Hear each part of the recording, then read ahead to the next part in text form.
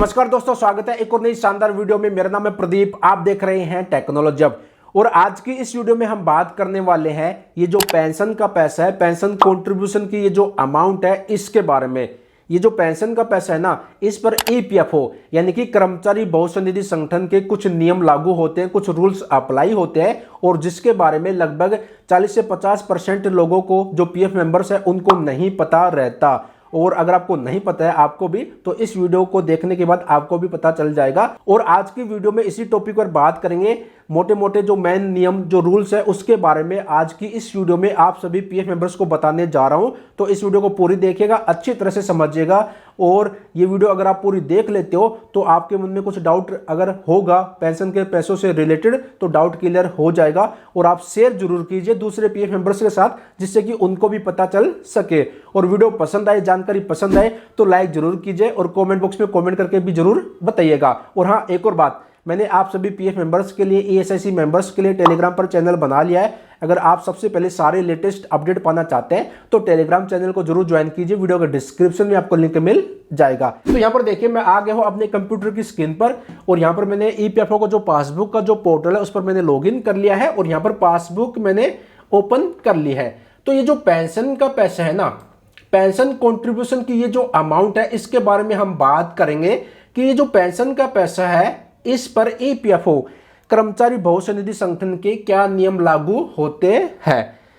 मतलब मेन मोटे मोटे 7-8 नियम जो है ईपीएफओ के, वो मैं आपको बताऊंगा, और इसमें आपके सारे डाउट क्लियर हो जाएंगे। और मेरे को काफी सारे कमेंट भी आते हैं, उनका आंसर भी इस वीडियो में आपको मिल जाएगा। देखिए, सबसे पहले तो आपकी जो सैलरी रहती है, आपका जो बेसिक प्लस जो डीए रहता है, उसमें से आपका जो 12% जाता है, वो पूरा का पूरा 12% एम्प्लॉय शेयर यानी कि आपके पीएफ अकाउंट में चला जाता है। और जो कंपनी 12% देती है उसमें 8.33 यहां पर आता है पेंशन में, बचा 3.67 वो पीएफ में चला जाता है। तो मोटा मोटा आपका पीएफ ये हो गया 12 और 3 15, 15.67% ये पीएफ में आ गया, बचा 8.33 वो यहां पर पेंशन में आ जाता है। और यहां पर पासबुक जब आप देखते हैं तो यहां पर भी आपको देखने को मिल जाता है एम्प्लॉय शेयर 12%, एम्प्लॉयर 3.67 और पेंशन 8.33।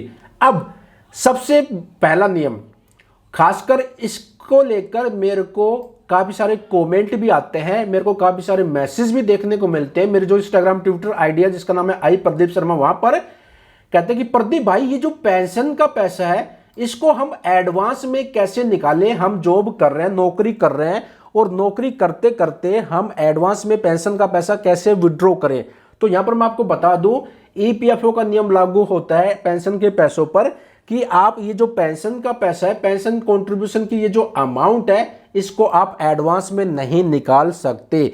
जब आप जॉब करते रहते हो तब आप एडवांस के लिए फॉर्म 31 अप्लाई करते हैं, तो ओनली आपका पीएफ का पैसा ही विड्रॉ होता है, पेंशन का पैसा सेलेक्ट करने का विड्रॉ आप नहीं कर सकते। तो पहला तो नियम ये है कि जो पेंशन का पैसा है, पेंशन कंट्रीब्यूशन की ये जो अमाउंट है, इसको आप कभी भी एडवांस में नहीं निकाल सकते।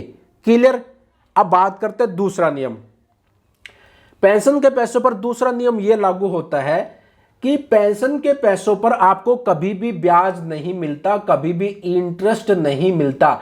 ब्याज इंटरेस्ट जो हर साल ईपीएफओ देता है वो आपको ये जो एम्प्लॉय शेयर और ये जो एम्प्लॉयर शेयर है इस पर देता है। इन दोनों अमाउंट पर आपको ब्याज मिलता है। पेंशन के पैसों पर आपको कभी भी ब्याज नहीं मिलता, कभी भी इंटरेस्ट नहीं मिलता। क्लियर।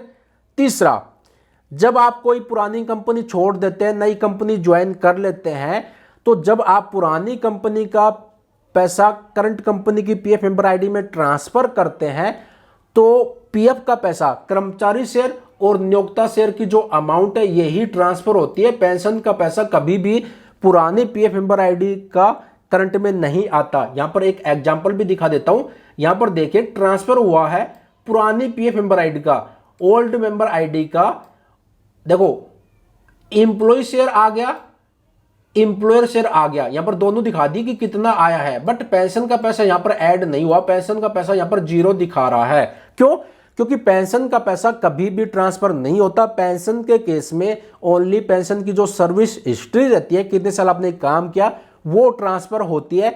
जब भी आप ट्रांसफर करेंगे पुरानी पीएफ मेंबर आईडी का पैसा करंट में, तो पेंशन का पैसा आपको पुरानी पीएफ मेंबर आईडी में ही देखने को मिलेगा, करंट में नहीं आता। तो तीसरी बात ये ध्यान रखनी है कि पेंशन का पैसा कभी भी ट्रांसफर नहीं होता। पेंशन के केस में ओनली आपकी जो सर्विस है, कितने साल आपने काम किया, वो ट्रांसफर होती है। तो तीसरा तो ये हो गया। अब चौथा ये नियम है कि पेंशन का पैसा जो आपके पासबुक में शो होता है ना, आप जब कंपनी छोड़ देते हो, 2 महीने जब कंप्लीट हो जाते हैं, जब आप फॉर्म 19 और 10C अप्लाई करके फुल एंड फाइनल सेटलमेंट करते हो, तो जब पेंशन का पैसा निकालने के लिए आप फॉर्म 10C अप्लाई करते हो, तो जो पासबुक में जो पेंशन का पैसा शो होता है उतना आपको नहीं मिलता। यानी कि पीएफ का पैसा तो जो यहाँ पर दिखता है वो आपका विड्रॉ हो जाता है पूरा का पूरा, बट पेंशन का पैसा जो यहाँ पर एक्चुअल में जो पासबुक में दिखता है वो कभी भी नहीं आपके अकाउंट में आता, क्योंकि जो पेंशन का पैसा रहता है ना उसकी अलग से कैलकुलेशन होती है।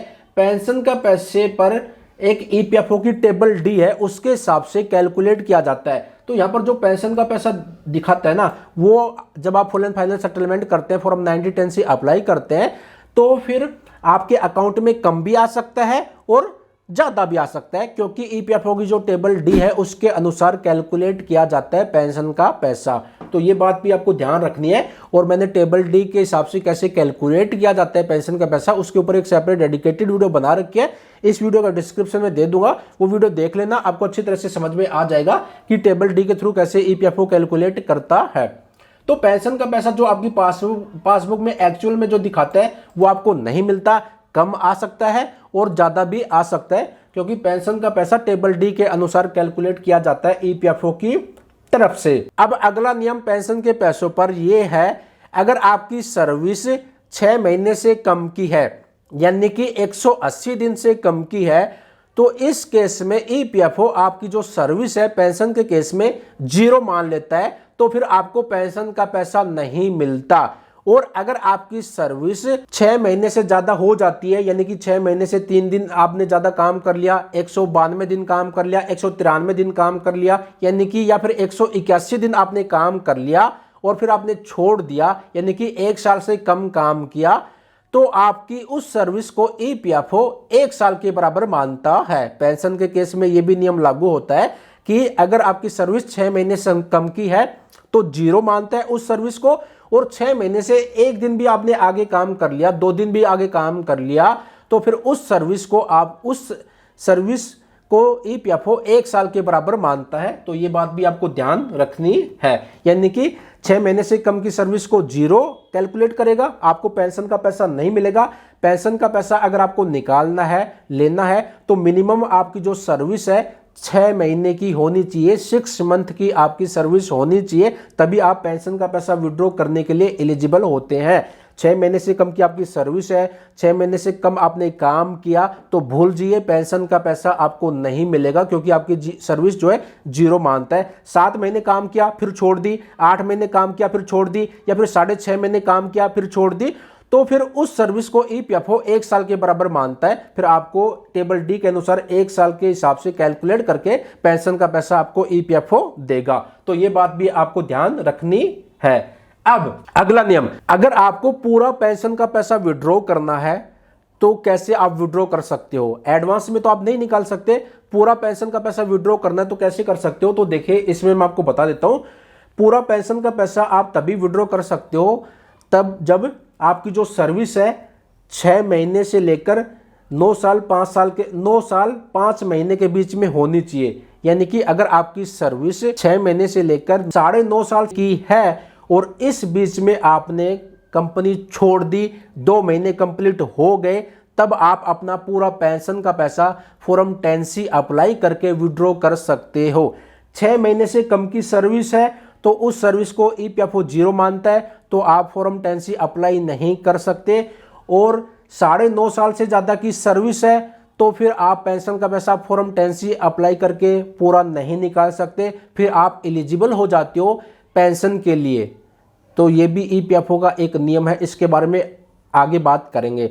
तो पेंशन का पूरा पैसा अगर आपको विड्रॉ करना है, निकालना है, तो सबसे पहले तो आपको नौकरी छोड़नी पड़ेगी, 2 महीने बेरोजगार रहना पड़ेगा, तब आप पेंशन का पैसा पूरा फुल एंड फाइनल सेटलमेंट जब करेंगे, फॉर्म 19 और 10C अप्लाई करेंगे, तब विड्रॉ कर सकते हो। बट यहां पर भी कंडीशन है कि आपकी जो सर्विस है मिनिमम 6 महीने की होनी चाहिए और मैक्सिमम 9.5 साल से ज्यादा की नहीं होनी चाहिए, यानी कि 9.5 साल से कम होनी चाहिए और 6 महीने से ज्यादा की होनी चाहिए। इस पीरियड में आपकी सर्विस है और आपने नौकरी छोड़ दी है, 2 महीने कंप्लीट हो गए, तब आप फॉर्म 19 और 10C अप्लाई करके अपना फुल एंड फाइनल सेटलमेंट कर सकते हो, पेंशन का पैसा पूरा निकाल सकते हो।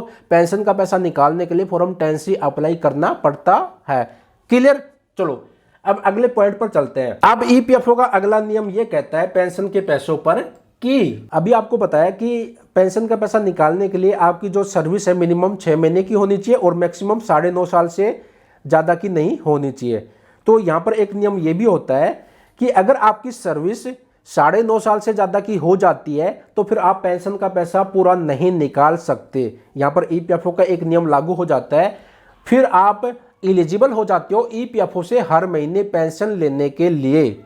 यानी कि अगर आपकी सर्विस, चाहे आपने एक कंपनी में काम करा हो या फिर मल्टीपल कंपनियों में आपने काम किया हो, पुरानी कंपनी का पैसा आपने करंट कंपनी में ट्रांसफर कर लिया, पुरानी कंपनी में आपने 3 साल काम किया, फिर उसमें उसका ट्रांसफर कर लिया करंट में आपने 4 साल काम किया, फिर अगली कंपनी में आपने काम किया 5 साल काम किया, तो वो पिछली 2 कंपनी थी उसका पैसा आपने करंट में ट्रांसफर कर लिया, तो आपकी जो करंट कंपनी थी उसकी सर्विस कितनी हो गई, 9.5 साल से ज्यादा की हो गई। तो फिर आप पेंशन का पैसा जब नौकरी छोड़ेंगे, 2 महीने कंप्लीट हो जाएंगे, तो आप फॉर्म 10C अप्लाई करके पेंशन का पैसा पूरा एक साथ विड्रॉ नहीं कर सकते। यहां पर 9.5 साल से ज्यादा की सर्विस होने पर ईपीएफओ का नियम लागू ये हो जाता है कि आपको पेंशन का पैसा एक मुश्त यानी कि एक साथ नहीं दिया जाता, फिर आप एलिजिबल हो जाते हो ईपीएफओ से हर महीने पेंशन लेने के लिए।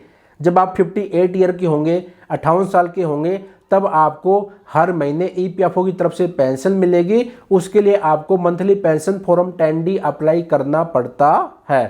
तो पेंशन का पूरा पैसा निकालने के लिए आपको मिनिमम 6 महीने की सर्विस होनी चाहिए और मैक्सिमम 9.5 साल तक की अगर आपकी सर्विस है तो आप कंपनी छोड़ देते हो, 2 महीने कंप्लीट हो जाते हैं, तो फॉर्म 10C अप्लाई करके पूरा पेंशन का पैसा विड्रॉ कर सकते हो।